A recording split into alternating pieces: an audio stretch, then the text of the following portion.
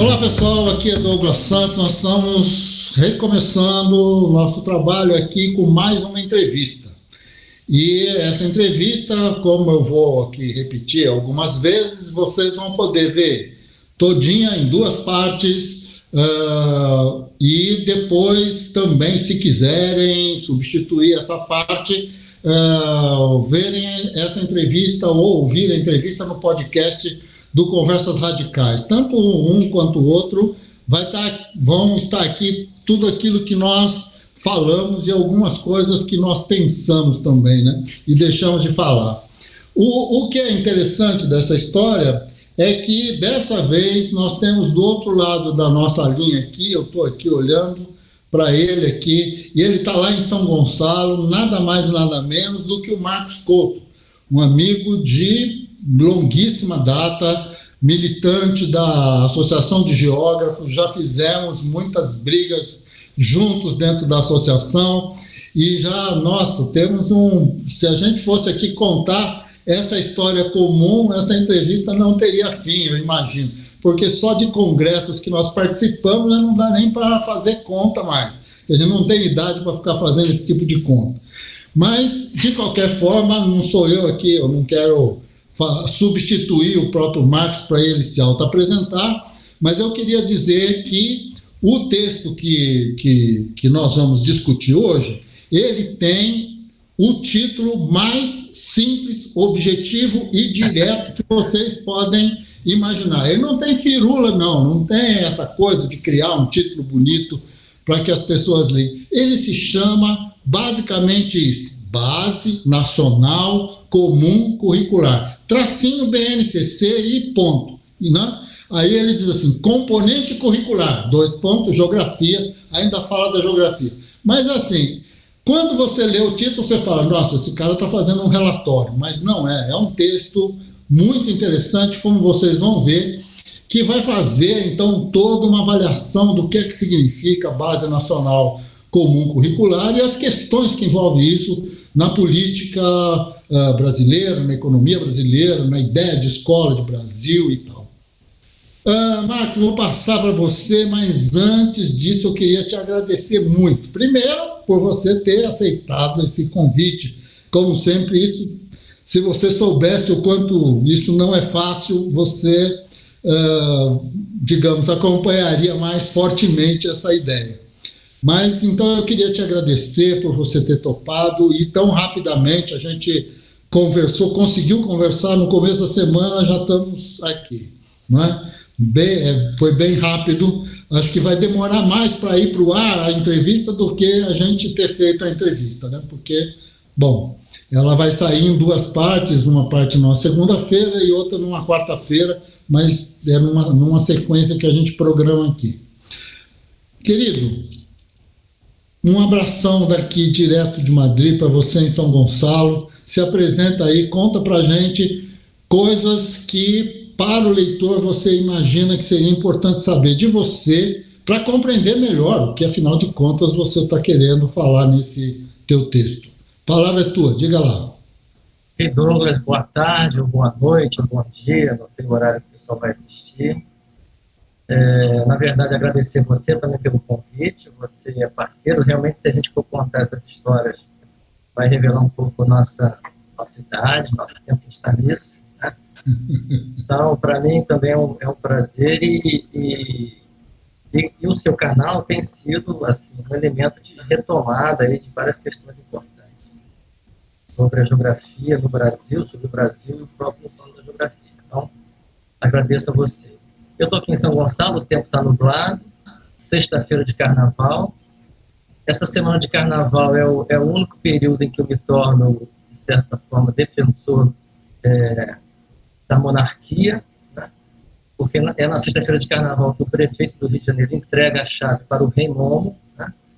Mas vamos curtir esse carnaval agora dentro de casa e por live, né? Lamentavelmente, essa festa é muito importante para o Brasil, aqui no Rio de Janeiro, e para mim, particularmente, que sou muito ligado e gosto muito de samba. Mas você pediu para eu me apresentar e a relação com o texto, né?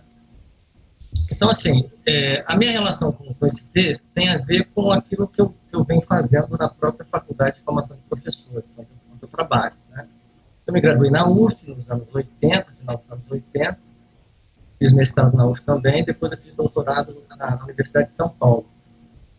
E lá na Faculdade de Formação de Professores, eu trabalho com metodologia do ensino já há bastante tempo, né?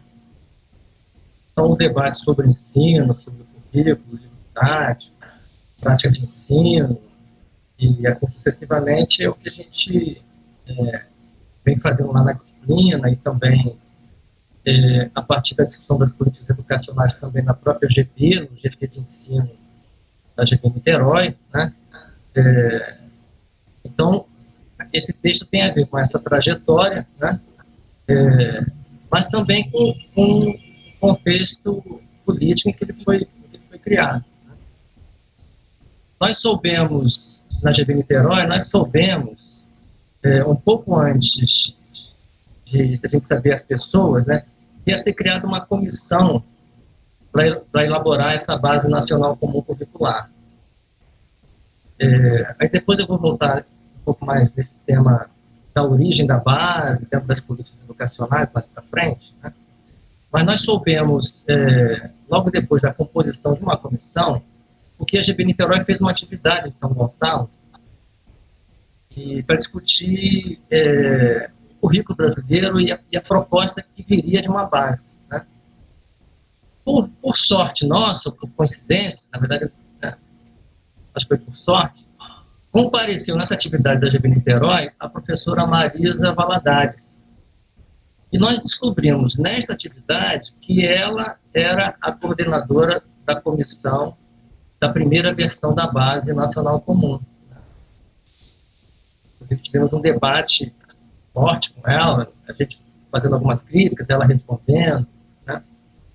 E ao final desse debate, dessa atividade da GP Niterói, foi bastante tenso, né? Ela me disse que me chamaria para fazer um parecer dessa primeira versão. Bom, aí passou, eu achei que fosse, não tinha certeza se isso ia acontecer, né? Passou e depois, então, que a versão foi divulgada, porque até então a versão não tinha sido divulgada. Depois nós soubemos de toda a composição da comissão, não lembro todos os nomes agora, mas tinha colegas ligados a várias universidades, a Federal de Dourados, a Federal do Espírito Santo, tinha colegas da Federal do Amazonas, tinha professores de educação básica, um perfil variado regionalmente, também com colegas da educação básica e do ensino superior. Né? Inclusive a professora Gisele Girardi, que é uma companheira da GB, né? Da GB, pelo qual o pessoal da FFP aqui do Rio tem muito apreço particular, né? Muita proximidade, de certa forma. E aí nós ficamos sabendo da composição da comissão e depois, então, veio a divulgação em setembro de 2016, se não me engano, da primeira versão. Né? E aí, logo depois, não sei exatamente o momento, né, vários pareceristas foram convidados, né? Você, Douglas, outros colegas, né? Alguns autores de livros didáticos, alguns colegas ligados à universidade. Então, esse texto publicado na PES, a origem dele é o parecer. Né? Eu não sei se foi por isso que o título está tão direto assim, mas é o texto parecer, mas formatado, digamos assim, né, arrumado, digamos assim, para publicação na revista da Amped. Né? E Douglas, importante, embora o tema seja esse texto, de certa forma já está ultrapassado, né? Mas nem tanto, mas eu fui ver na página da Amped, ele teve 2.495 visualizações. Então, bastante gente se interessou pelo tema. E essa atividade que está propondo agora, de retomada desse debate, então significa que tem uma demanda de textos até mais atualizados, né? Que a gente possa estar alimentando, porque agora a base nacional está sendo implementada nas redes. Né? E há muita confusão ainda sobre isso, né?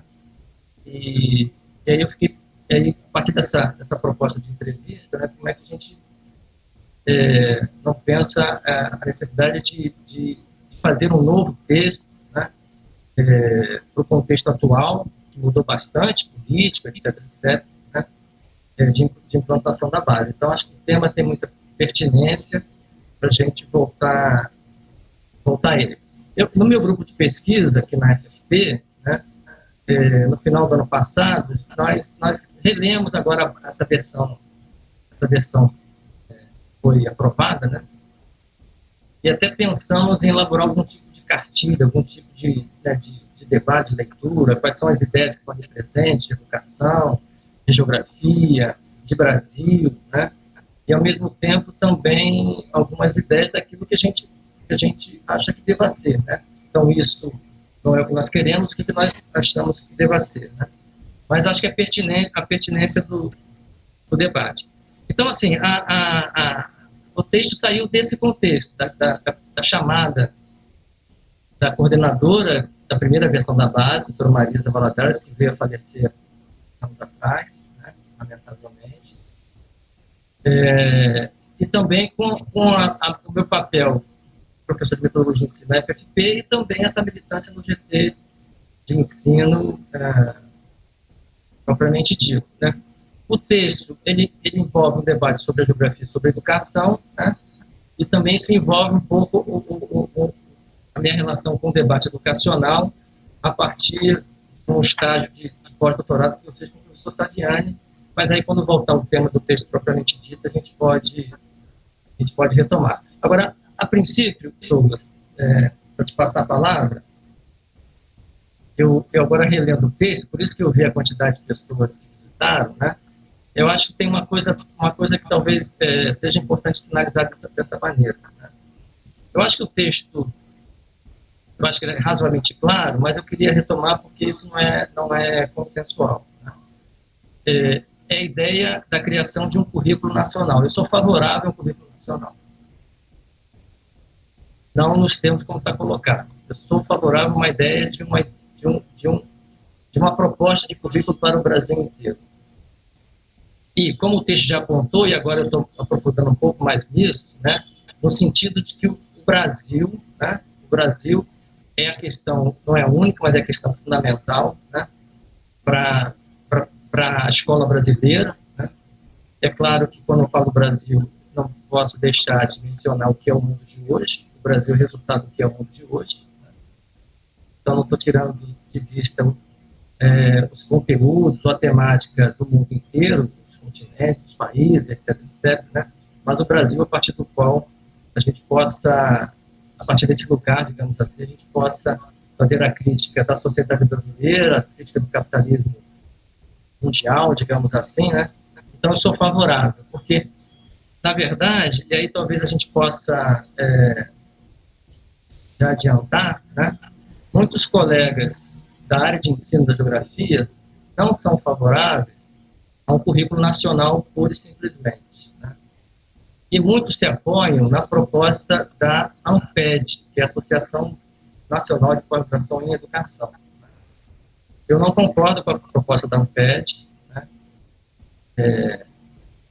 Acho que talvez fosse preciso estabelecer um diálogo entre a GB, por exemplo, com a ANPED, né, no sentido de fazer esse debate sobre o sentido do que seja currículo nacional. Mas uma ideia que, de certa forma, está presente no texto é a ideia de um currículo nacional, mas não de cima para baixo, não totalmente fechado. Talvez a gente possa botar isso no próprio debate. Ok, Marcos. Dentro disso que você falou, você levantou uma lebre aí que eu acho que é muito mais do que uma lebre, é um verdadeiro... é um animal de grande porte, né? Acho que está mais para girafa do que para lebre. Que é justamente o fato de que, nesse momento da conjuntura brasileira, a gente tem a implantação de uma base nacional comum curricular. Ela está sendo implantada sob todos os aspectos. E, de alguma maneira, dentro do texto que você escreveu isso que você está criticando da Base Nacional dessa versão, não, existe uma diferença estrutural, né? Quer dizer, na verdade, a concepção, o espírito geral que marcou essa primeira versão, que a gente compartilhou aí as críticas e tal, ela permanece, né? Então, assim, acho que não há uma mudança radical nesse sentido. O que talvez seja interessante para a gente levantar nessa altura é que, portanto, este processo todo que começa lá na Lei de Diretrizes e Bases, que começa numa espécie de desmonte geral do que tinha sido produzido pelo movimento sindical, enquanto uma proposta de Lei de Diretrizes e Bases, e que no governo do Fernando Henrique tudo isso virou uma proposta de não sei se de uma única pessoa, mas fundamentalmente de dos intelectuais orgânicos, digamos assim, que envolviam o governo Fernando Henrique naquela época. E, a partir daí, a gente vai tendo, então, essas ideias que vão se radicalizando, a ideia das áreas, a ideia da área de ciências humanas, a ideia da área de ciências da natureza e suas tecnologias, de linguagens e coisas assim. Você no texto, você chega a levantar isso, a gente vai retomar um pouco mais para frente, que é a ausência efetiva de uma epistemologia que justifique de fato ensinar ciências humanas. O que será que isso quer dizer? Vamos retomar isso com mais calma. Mas assim, nessa altura, e acho que nós poderíamos aprofundar um pouquinho, só um pouco, que é justamente o problema da conjuntura política. Quer dizer, nesse momento, eu assim, tive a oportunidade aqui, inclusive, de ser convidado para fazer um livro didático, uma coisa muito louca, mas a pessoa me ligou de Goiás para eu fazer um livro didático que fosse condizente com o governo Bolsonaro, não é? Quer dizer, a grande questão é as pessoas vão se manipulando, se ajustando, querendo fazer parte, inclusive, desta maluquice, né, desta confusão, né, desta violência que é a construção da sociedade brasileira atual. E é justamente nesse momento em que se implanta a Base Nacional Comum Curricular. Você, digamos, diria que existe uma certa conjunção astral para a gente reduzir o impacto, né? Quer dizer, uma coisa um pouco mais leve, mas assim, existe uma conjugação de fatores aí? Quer dizer, na verdade, esse processo todo, da forma como ele está hoje, ele vem sendo construído há muito tempo. Como é que você imagina isso? Questões importantes e grandes para a gente ir detalhando, né? Mas, realmente, o professor do ensino médio que está escolhendo o livro didático, já tive relatos de colegas, né? No guia, não me falha, parece que no guia não tem mais livro de geografia. O seu, acho que não está mais no guia do MEC, que é o livro de geografia. Você agora tem que fazer o de ciências humanas.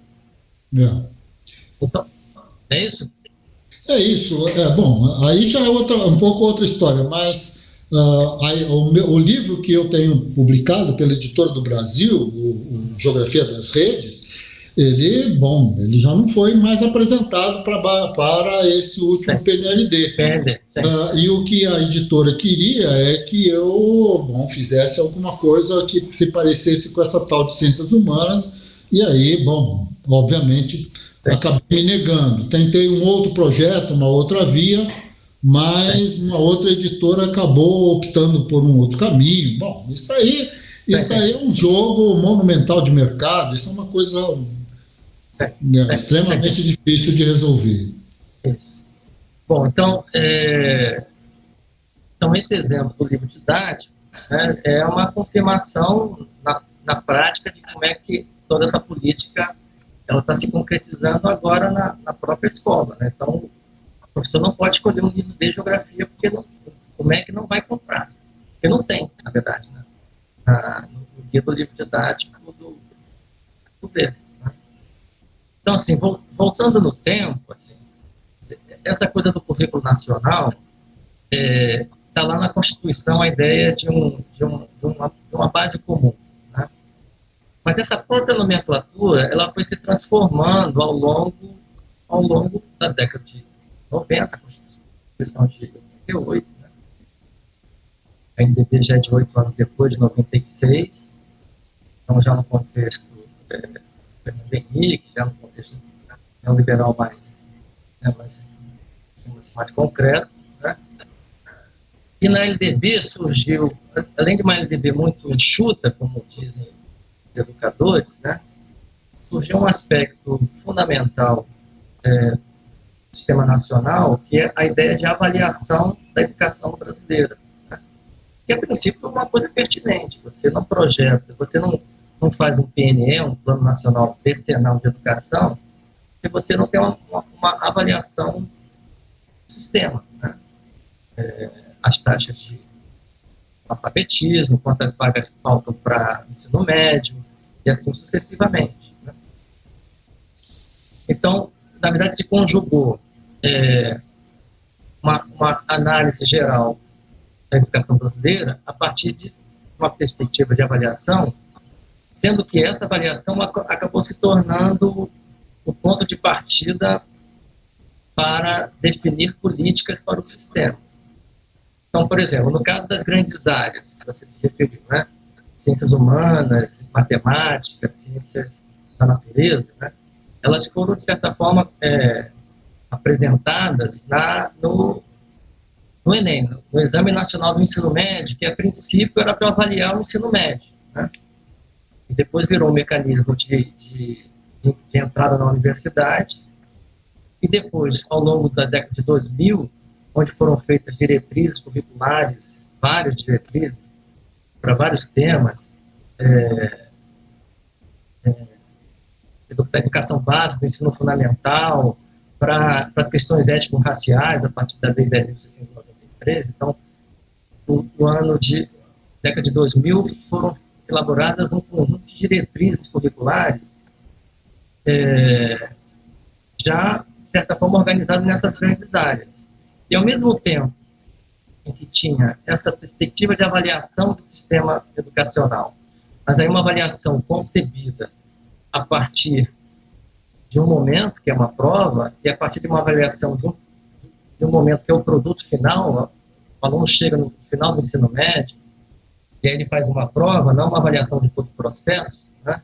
Isso também se combinou com a ideia de um currículo baseado em grandes diretrizes, né? O que, de certa forma, essas grandes diretrizes, tanto para a educação básica até para o ensino superior, permitiram que as universidades, que, de certa forma, as redes, fizessem propostas curriculares mais autônomas, digamos assim, né?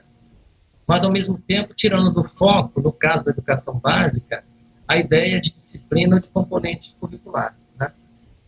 Eu falei da LDB, agora, e falei das diretrizes. Agora, tem um outro documento educacional que aí dá um passo adiante nessa ideia de avaliação, diretrizes curriculares,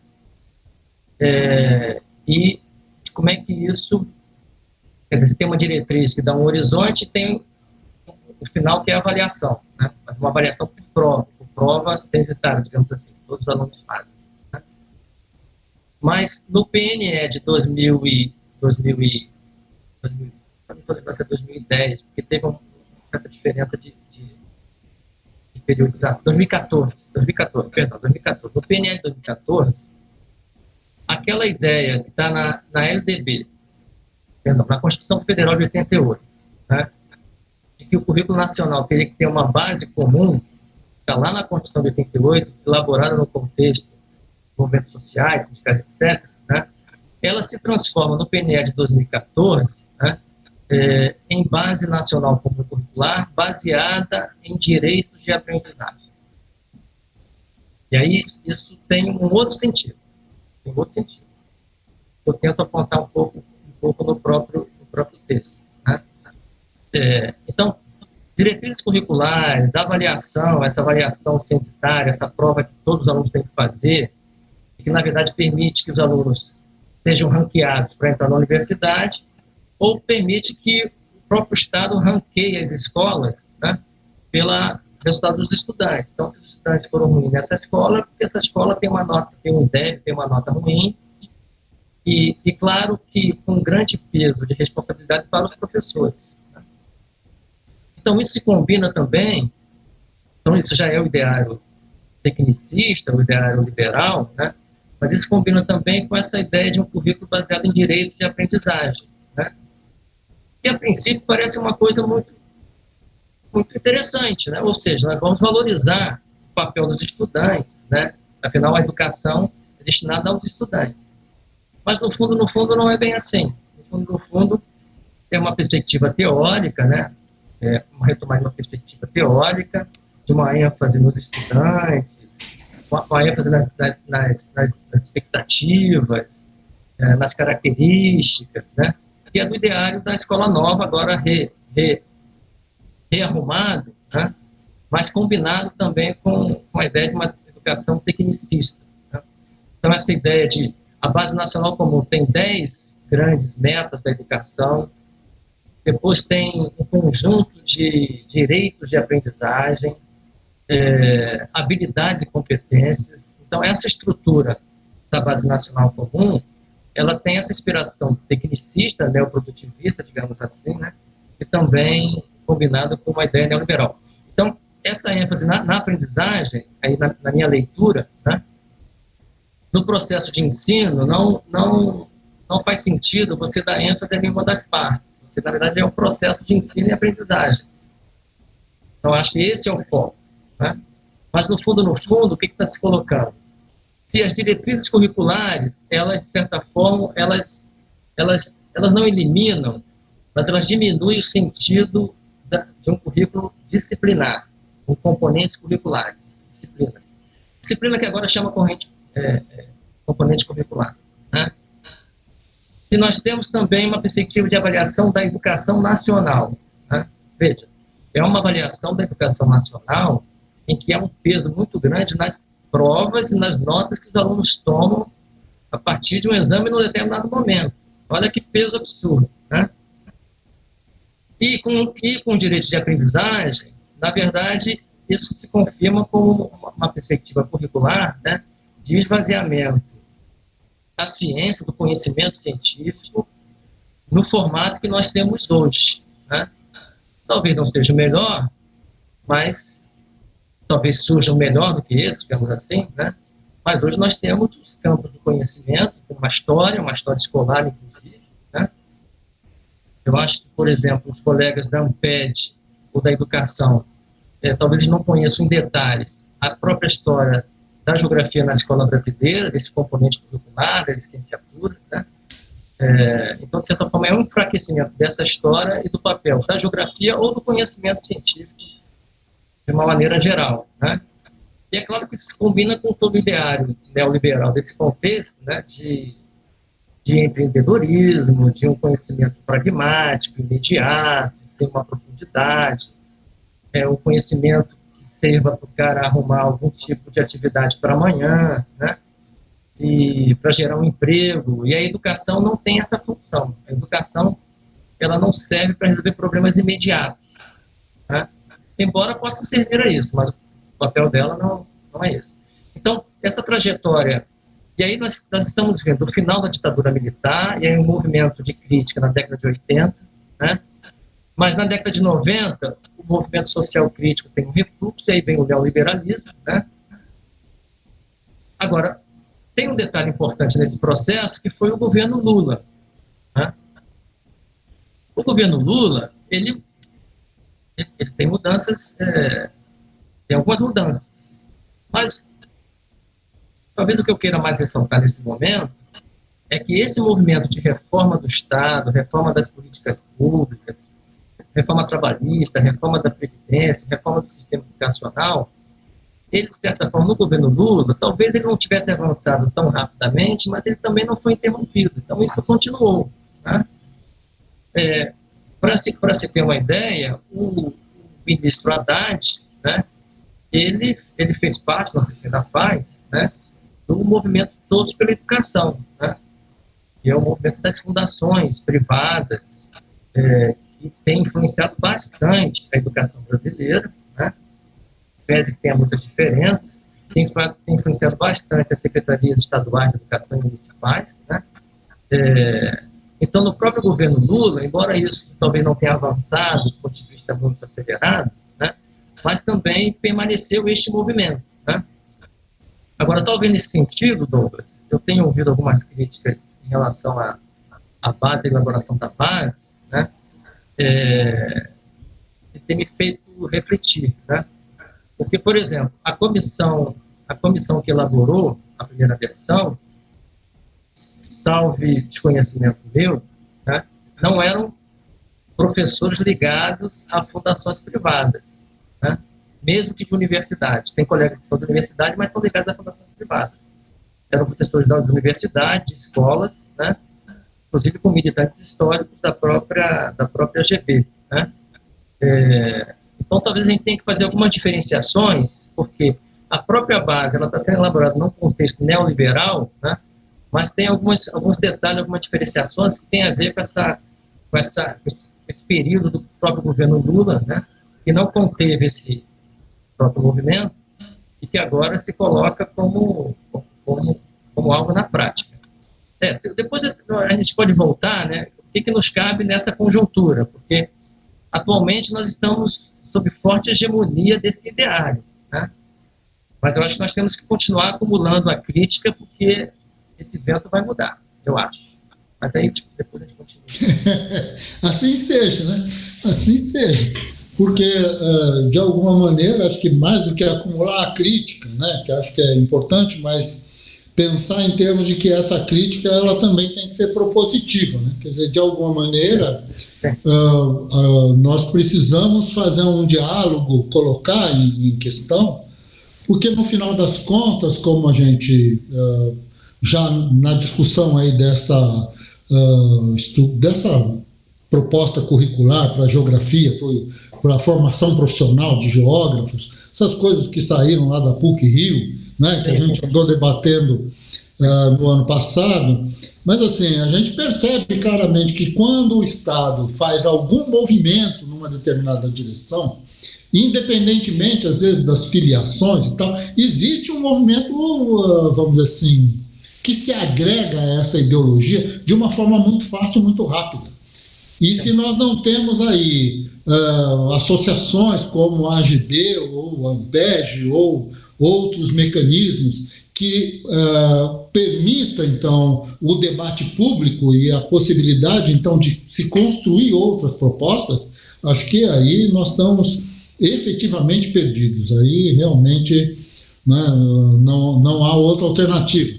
Porque isso envolve efetivamente a nossa capacidade política de se organizar e de propor, né, Marquinhos? Porque é uma coisa muito louca isso, o quanto... e aí você levantou, acho que para fazer justiça mesmo, né? Aquele grupo que nós encontramos lá em Belo Horizonte não era um grupo vinculado à Fundação Lehman ou à Fundação, seja ela qual for aí, né? Ou, sei lá, essas coisas todas aí.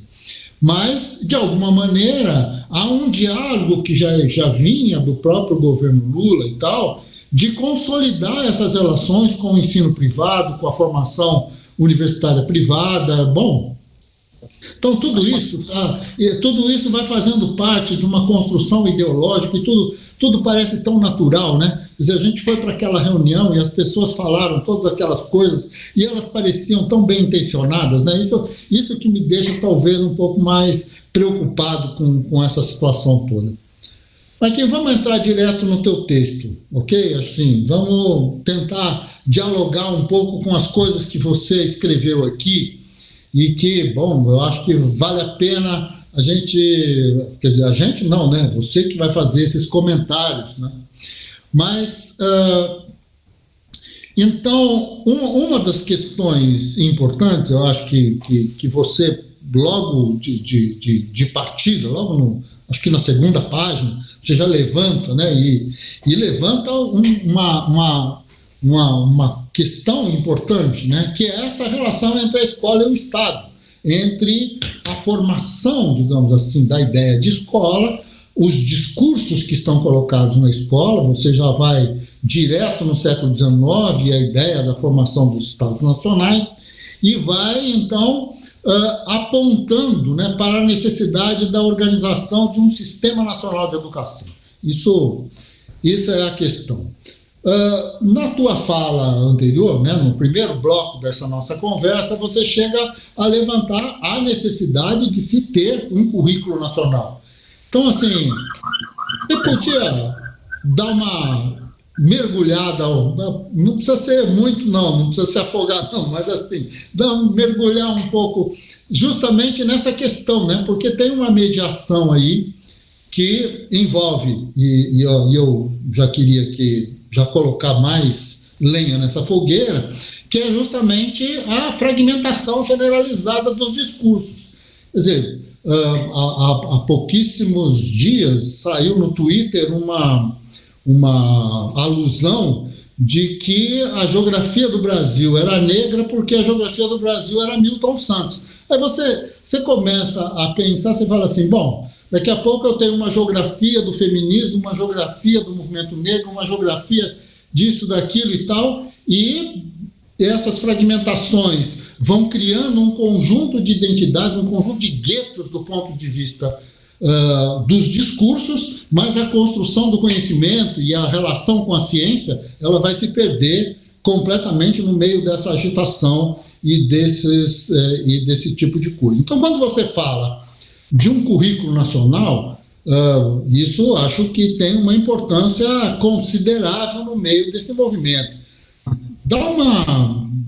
Ou, sei lá, se você achar que eu falei muita bobagem aqui... Não, tá bom. Eu só quero, antes de entrar propriamente,